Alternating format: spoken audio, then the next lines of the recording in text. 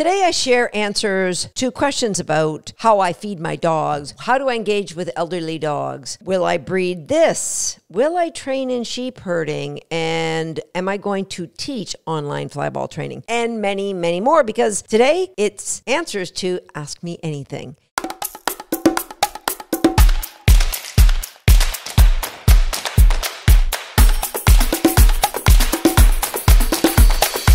Hi, I'm Susan Garrett, and I got to tell you, got a lot of questions from you all. Some of your questions I'll turn into full Shape by Dog episodes, and I'm going to get through as many as I can in today's episode, do more in the future. More than 150 questions came in this go round, so let's get started. See how many I can get through. What age do you start training contacts in dog agility? When do you do full courses, and what foundations do the puppies need to have? Easy answer for foundation is all the great skills to be an amazing family pet. That should be the number one foundation. Beyond that, yes, there's a lot of handling skills that we need to teach our dogs on the flat. My dogs don't see any real agility obstacles, maybe a jump bump for their grids. They do some grids when they're puppies, but nothing serious until they're closer to a year old. My contact, I just do the targeting on a flat mat or a raised mat when they're puppies or adolescent puppies.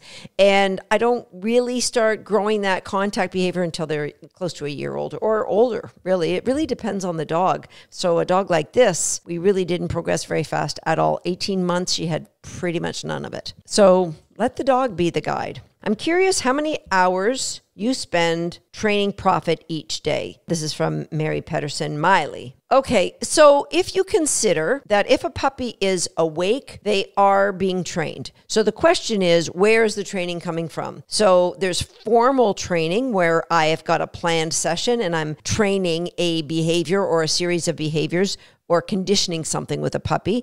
That would amount to maybe 20 to 30 minutes a day with Profit. Then there is just daily interactions, taking him out to go potty, because we play crate games before he goes out. We play some recaller games on the way to going out. So that's informal training. Of course, if he's playing with other dogs in the house, that he's being trained by those other dogs. Is he being trained to completely ignore me? Or do I make a point of building in recalls into that play? I think you know the answer to that one. And even if I didn't do any of that and I just turned him loose in the backyard, which I don't because I don't have a fenced in backyard, and I've never had a fenced in backyard because I don't believe in turning puppies loose in the backyard, because then the environment trains them. I'd rather I do the training than the environment doing the training. So formal training, you really don't need a lot of time.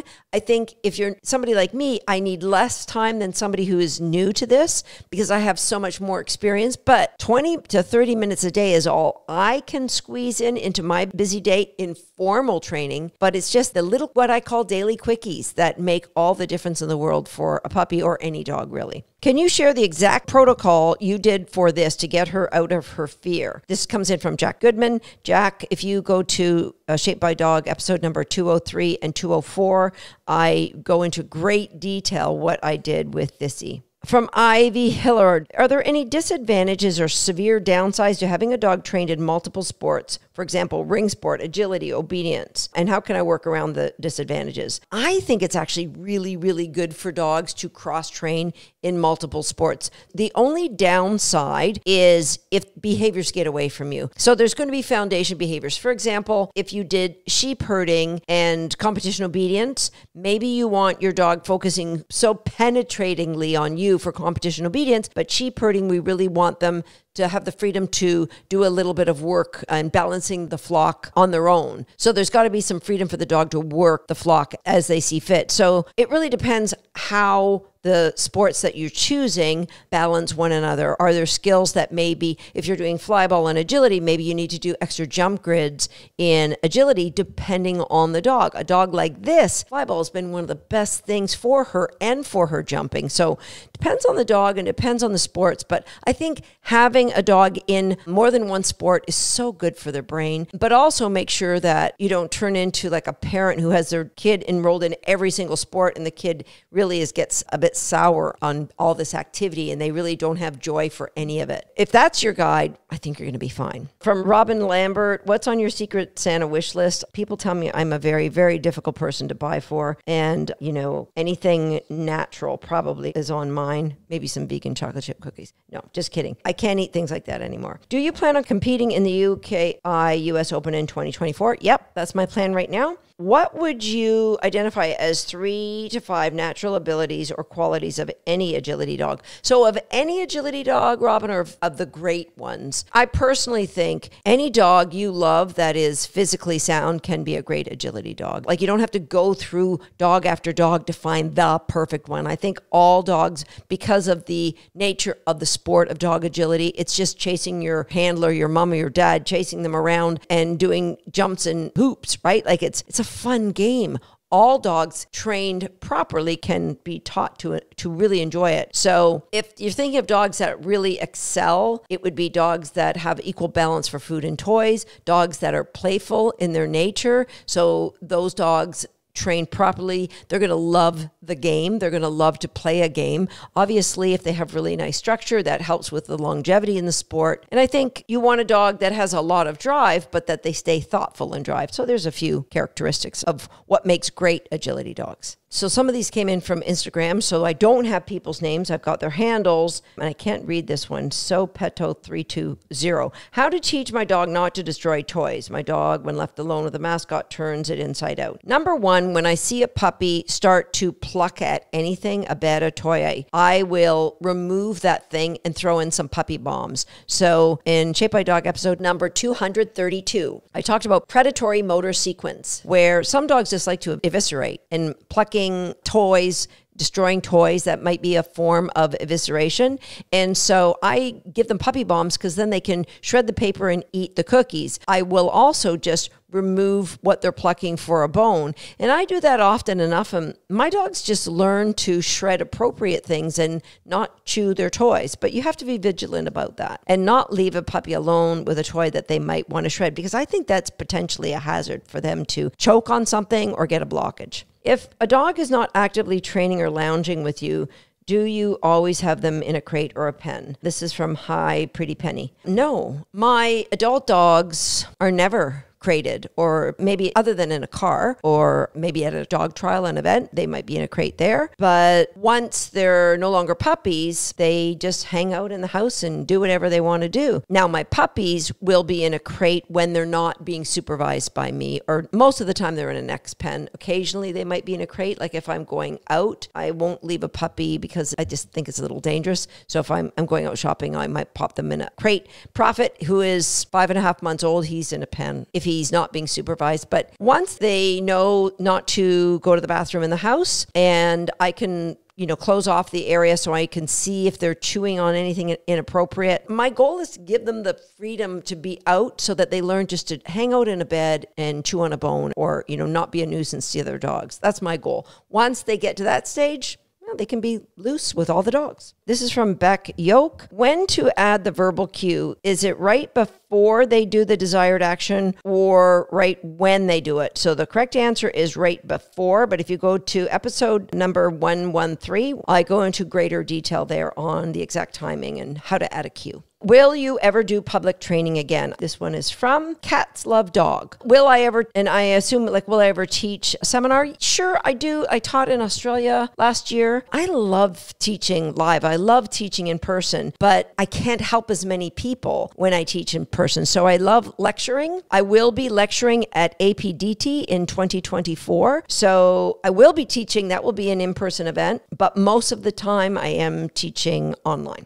Can you tell us a fun fact about Swagger? Oh, I could tell you a million fun facts about Swagger. He most often has a toy in his mouth unless he's sleeping. I tell you what, he's got 2 favorite songs that he's had since he's a puppy. Don't Stop Me Now by Queen. And if he hears either one of these songs, even if I'm watching like a basketball game and they play it at the stadium, he will grab his toy and start barking and bouncing up and down. He's crazy about these two songs. Don't Stop Me Now by Queen and Turn Down for What by Little John and DJ Snake. So he's obsessed with those two songs, obsessed with them. I love music, but I play all kinds of music all the time.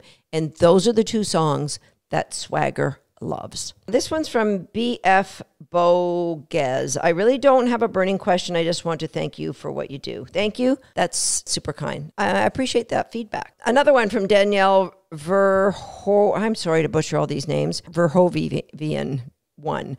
Just want to say that you are a lovely person. I appreciate all your efforts for dogs. Thank you. Thank you for the kind words, guys. I appreciate that. This one's from C. Latender 23. How does one get into the agility world? We have an online program, Handling 360. Anybody can join that and learn from the ground up how to have an amazing agility dog and have fun doing it. Do you use crates when traveling in a car? If so, what kind? Yes. I do use two different kinds of crates. I use gunner crates. I think gunners are the absolute safest crates to have a dog in. I use that. It's the only crate I will fly a dog in.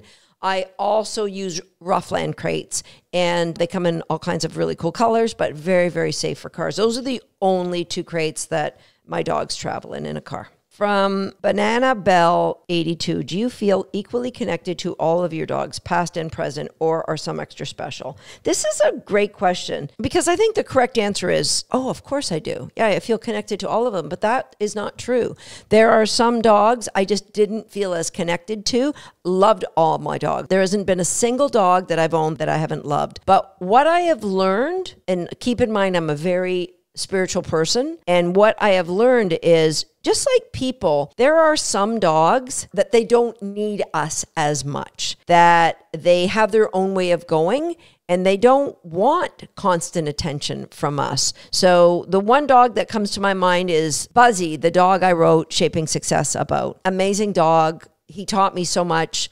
I absolutely loved that dog, but he was such a big character. He didn't need anybody really, and he loved to work. And so it was difficult to have as close a relationship with him as I did, say, to Stony or Twister, who were dogs I had around the same time. So I think the way you worded it is great. Do I feel as connected? Because to say, did you love your dogs equally? Yeah, of course. You love all your dogs, I would hope. From Diana Marie Vallejo, how do you stop the Zoomies in the agility ring? I think the Zoomies are your dog communicating that they need more clarity in your handling. So I would look at Handling 360 to really get great understanding in how you've put the layers of learning together for your dog in the agility ring. Now, if you say, Susan, my handling is spot on, my dog's got amazing foundation, and you just get the odd Zoomie, maybe you just overwhelm the dog with the environment that you put them in.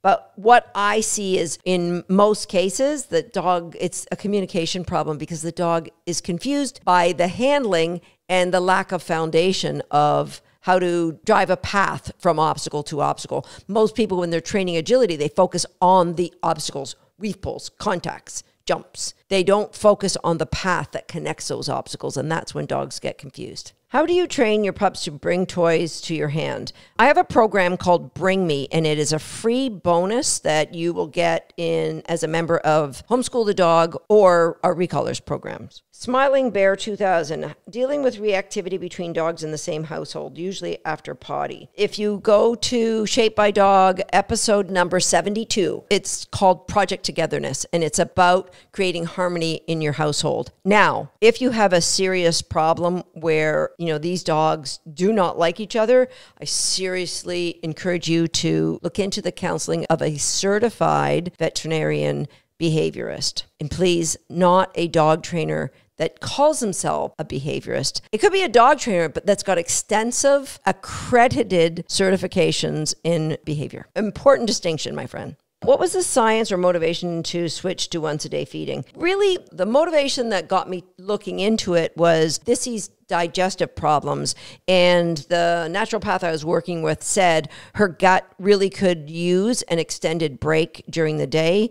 And eventually we'd like her to get to once a day feeding. There's lots of studies on this, and there's controversy about it as well. There was the dog aging project. That's an ongoing, there's two of them. One's a 30-year study actually on longevity and health and a great number of diseases and cancers that are decreased when feeding just once a day. And just last year, there was an article released entitled, "Once a day feeding is associated with better health in companion dogs." Again, quoting results from the Dog Aging Project. So there definitely is science to support going to once a day feeding, but do your homework. There are some breeds that maybe that's not going to work with. And I know a lot of people get upset and say, oh, my dog throws up if I don't feed them. Well, it could be what you're feeding them. There could be so many other reasons. Don't jump to conclusions. And I'm just sharing with you what I do. That doesn't have to be what you do. I love your agility programs. Do you plan on doing any flyball programs? No, I'm having so much fun training Dizzy in flyball, but my friend Aaron Robbins, he does a great job, and he does have an online flyball training program. I believe Aaron is one of, if not the top flyball trainer in the entire world. He's got a great way with training people. He's got a great eye for dogs, and his website is strivedogs.com. So if you have an interest in learning flyball, that's the one person I strongly encourage you to learn from. From Cara Campbell, how can I exercise my dog while we are still learning loose leash walking and recalls? Two videos that are over on my YouTube channel. One is called 20 Ways to Exercise Your Dog, and one is called 15 Ways to Exercise Your Dog. I have no idea why those two have such similar titles. I think one is more about exercising the dog's mind. Both are great programs, whether you have an older dog and you're looking for ways to modify their exercise program, you have a dog that doesn't have a recall, just jump over to our YouTube channel, youtube.com/dogs that. You'll find those videos for it. And I know we'll put the links in the show notes for you as well. Here's another great comment, and I'm just reading them because I just want to thank you guys for being so thoughtful and sharing your comments with me. From Karen Moran, I can't think of a question at this moment, so I'll take this opportunity to thank you and your team very much. I'm blown away at how organized your online classes are, the responsiveness of your team, and the support of the community. I would never have thought online dog training could be what it is. Thank you. So thank you, Karen. I just love the shout outs to my team. I feel I am so blessed to work with such compassionate people that really not only feel the passion I do about dogs, they feel the same passion about people, and their approach to questions, are always based in kindness. So I could go on about my team, but thank you for the shout out to them. From Melanie Ditchfield Hensel, how do you make sure your elderly dogs still feel valued and loved? Well, I tell my dogs every day I love them. If you check out our blog post entitled Big Adventure Time, and Big Adventure Time is a great way. It could take actually literally seconds throughout the day to create value for older dogs. So check that out. From Kyla, Dawn, how do you decide where to start? There's so many behaviors I'd like to improve. I'm feeling really overwhelmed. Kyla, if you go to my most recent podcast episode number 248, where I talk about creating milestones, it really is a way you just focus on what you're doing today. Because if we're feeling overwhelmed, one of two things happening. Either we're looking back and saying, oh, my last dogs were so much better, and this is depressing me because this dog's got so many problems. Or we're looking forward at all the work we have to do, and it's easy to feel overwhelmed in that case. Look at what you can do today and celebrate that. And episode number 248 will help you make a plan for moving forward. For Teresa Cooper, who will you think you will mate this with? Profit when it's the right time? I think that would be an amazing coupling, but no, I don't believe I will ever breed this. I absolutely love her. I would love to have a puppy from her. But number one, with the digestive problems that she has had and the endocrine problems that we've had to deal with as we work through her nutrition struggles, I just think that breeding her would add yet another stress to her body that she really doesn't need. So I believe it would be really selfish of me to breed her. But if I did, wow, wouldn't it be a lovely mating with her and Profit? But as I said, not going to happen. So nobody write in for puppies, please. Okay, from Helly R. Jewel, how do you know when it's time to let go of a dog, either age or sickness? So very sensitive topic, and I believe I will do a podcast episode on this one. But I'll just say that I think you will know in your heart if you stay deeply connected to that dog as they go through an illness or as they go through their geriatric stages in life. And I always tell people it's better to be a month too early than to be a day too late. That your dog will let you know if you're present for them. And sometimes people end up hovering. And a lot of times I've heard stories that as soon as they leave the dog alone for a few hours, the dog will pass. And some dogs just, they hang on for their owners. And when their owners give them the space, then they pass on their own. My dogs, they just hang on and hang on and hang on. So I've always had to make that decision. Luckily, it's been, most of my dogs have been, well, all of my dogs have been teenagers, most of them between 16 and 18 years old. So it's a tough decision to make, but to honor the great relationship I've had with the dogs, I truly believe it's better to be a month early than a day late. From Gailin Gaduri. Man, I am not doing good with names, but move on. How do you deal with discouragement? If you had a previous job before, how did you make the big jump to the dog world job only? I did, actually. I was in the veterinary pharmaceutical industry for 15 years or more, all different jobs, starting in research all the way up through sales and marketing. So the question is, how do you deal with discouragement and how did I make that big jump? For discouragement, it doesn't matter if it's discouragement at work or it's discouragement with a relationship or it's discouragement with somebody I meet. And I always go to gratitude. And for me, every night, writing down 3 to 5 things that I'm grateful for that day, I mean, it just keeps me in perspective. I think it's a great practice everybody should do. Start tonight. Even if you don't want, oh, I don't have a journal, I can't do it tonight, I'll get a journal. No, how about just before you go to bed, sit on the side of your bed and say out loud 3 things that you're grateful for. I think that is a great path to, I'm not going to say never being discouraged because we are humans, but to have an easy calibration back to a balanced state in knowing that none of us are perfect. We're all going to be frustrated or discouraged, but our bounce back is, for me, is always going to a place of gratitude. So a lot of questions. And I've only scratched the surface of the questions you guys sent in. Thank you for your questions. And we are going to do this again because there's a lot of great questions I do want to answer. And some, as I said, will be episodes on their own. I'll see you next time right here on Shaped by Dog. Good. Tater's pretty good at hitting targets. Now it's your turn. If you're not a subscriber to this page, go ahead and smash that subscribe button now. And if you are already a subscriber, that's for you. Go ahead and get yourself a favorite cookie. Oh, yeah, sorry. Wasn't paying attention.